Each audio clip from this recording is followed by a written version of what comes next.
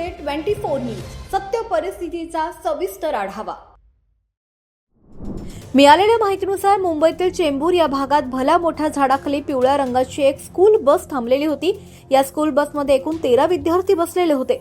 पावसाच्या पाण्यामुळे काही ठिकाणी पाणी होतं। बस ज्या ठिकाणी थांबलेली होती त्याच्याच बाजूला एक महाकाय असं एक झाड होतं। हे झाड खूप वर्षांपूर्वीचं असावं असा अंदाज व्यक्त केला जातोय।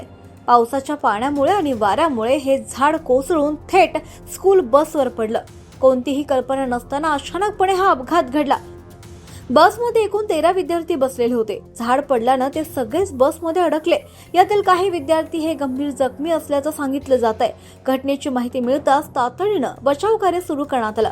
झाड मोठं असल्यानं त्याला उचलणं शक्य नव्हतं, त्यामुळे झाडाला कापून बसमधील विद्यार्थ्यांची सुटका करण्यात आली। एकूण 13 विद्यार्थ्यांपैकी 10 जणांवर उपचार केले जात आहेत। मिळालेल्या माहितीनुसार एका विद्यार्थिनीचा यात मृत्यूही झाल्याचं म्हटलं जात आहे। तशी माहिती शिंदे गटाचे नेते राहुल शेवाळे यांनी दिली आहे। दरम्यान ही घटना घडल्यानंतर संताप व्यक्त केला जातोय। विकास हवा आहे। ही घटना ज्या भागात घडली आहे त्या भागातील उद्यान अधीक्षकावर कारवाई केली पाहिजे, कारण झाडांचे भार कमी करणं, झाडांचे संरक्षण करणं, झाड मुळासहित उखडून पडू नये यासाठी काळजी घेणं गरजेचं आहे। पाऊस पडण्याआधी मार्च-एप्रिल महिन्यात या गोष्टी केल्या पाहिजेत।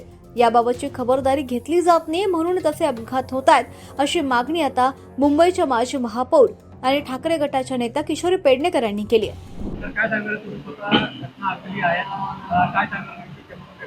आज अत्यंत दुर्दैवी घटना झालेली आहे। शाळेच्या स्कूल बसवर झाड पडून एक मुलाचा दुर्दैवी मृत्यू झालेला आहे आणि बाकीची मुलं आता सुखरूप त्यांना जैन हॉस्पिटलला नेलेलं आहे। परंतु कुठे ना कुठेतरी मुंबई महानगरपालिकेच्या गार्डन डिपार्टमेंटच्या अधिकाऱ्यांचा हलगर्जीपणा दिसून येत आहे। कारण पावसाळ्यापूर्वी सर्व झाडं एक ऑडिट केलं जातं। पावसाळ्यात कुठे दुर्घटना होऊ नये याकरता जसं मेंटेनन्स डिपार्टमेंट आहे, तसं स्टॉम वॉटर ड्रेन, सॉलिडेशन सगळ्या डिपार्टमेंट काळजी घेतं। तसंच गार्डन डिपार्टमेंटच्या तर्फे पण सगळ्या झाडांची पडताळणी केली जाते। जे कुठलं झाड कमकुवत आहे किंवा पडू शकतं या संदर्भात काळजी घेतली जाते। त्यांच्या फांद्या तोडल्या जातात किंवा त्याला दुसऱ्या ठिकाणी शिफ्ट केलं जातं।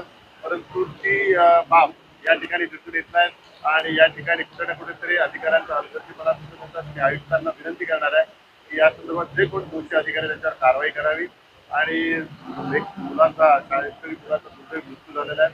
जी इतर मुलं आहेत त्यांच्या पण आता आरोग्याची काळजी घेतली। तुम्ही पोलिसांनी भेट केली किती मुले होते यामध्ये नाही, या एका मुलाचा मृत्यू झाला असं पोलिसांतर्फे आम्हाला सांगण्यात आलं। बाकीच्या मुलांना जैन हॉस्पिटलला शिफ्ट केलंय, त्यांना जैन हॉस्पिटलला त्यांना भेटलं जातं। महाराष्ट्र टुडे मराठीसाठी ब्युरो रिपोर्ट, मुंबई।